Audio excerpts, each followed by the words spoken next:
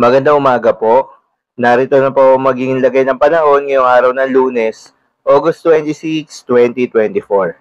At latest update sa bagyong binabantayan ng Pag-asa na nasa labas ng Philippine Area of Responsibility.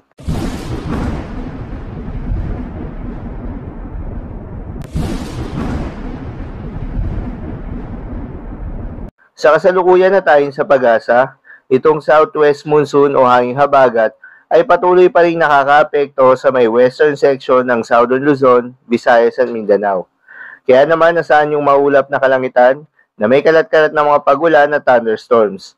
Habang sa lalalabing bahagi ng ating bansa ay asahan naman yung maganda at maliwalas sa panahon, mainit at malinsangan na tanghali, ngunit pagsapit ng hapon o gabi ay asahan naman yung mataas na tsansa ng mga pagulan.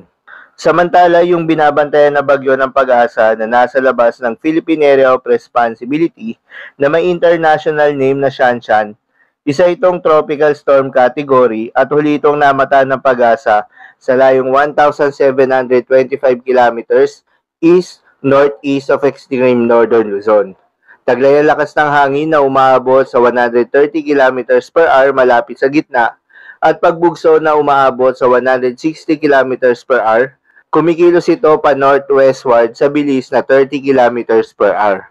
Nananatiling malayo ito sa ating kalupaan, kaya naman asahan na walang magiging direktang epekto ito sa ating bansa, maliban lamang sa hahatakin ito bahagya ang southwest monsoon na siyang magdadala ng mga pagulan sa ilang bahagi ng ating bansa, particular na sa may western section. Hindi na rin ito inaasahan na papasok pa ng ating Philippine Area of Responsibility. Bukod sa bagyo na binabantayan sa labas ng Philippine Area of Responsibility, ay wala naman ang namamataan na bagyo na maaaring tumawid sa ating kalupaan sa susunod na 3 araw. Ngunit pinaghahanda pa rin tayo dahil ayon sa datos ng Pag-asa, posible 2 o 3 bagyo ang maaaring pumasok o mabuo sa loob ng Philippine Area of Responsibility ngayong buwan ng Agosto.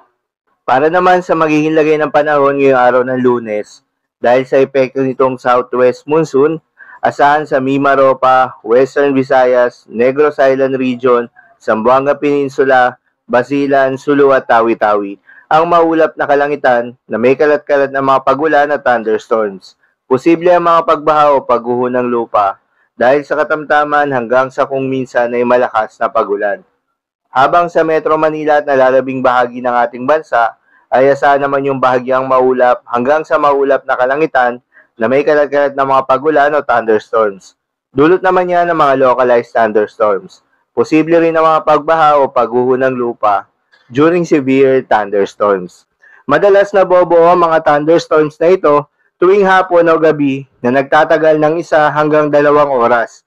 Kaya naman mag-iingat sa posibleng mga pagbaha o pagguho ng lupa during severe thunderstorms.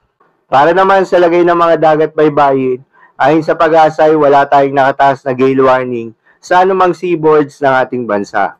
Kaya naman malayang makakapamalaot yung mga kababayan nating mangingisda at yung may mga maliliit na sasakyang bandagat. Dahil inaasahan yung banayad hanggang sa katamtaman ng mga pagalon. Ngunit iba yung pag-iingat pa rin, lalo na kung meron tayong offshore thunderstorms activity, asahan pa rin yung tsansa ng malalakas na hangin at kaakibat nito ang bahagyang pagtaas ng mga alon. So yun lamang po para sa lagay ng panahon ngayong araw ng Lunes. Keep safe everyone.